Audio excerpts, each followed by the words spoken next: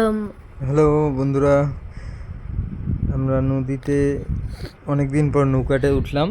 তো নদী বাড়ির পাশে থাকলেও নৌকায় উঠা হয় না, মানে সময় পাই না কাজের ব্যস্ততার জন্য। তো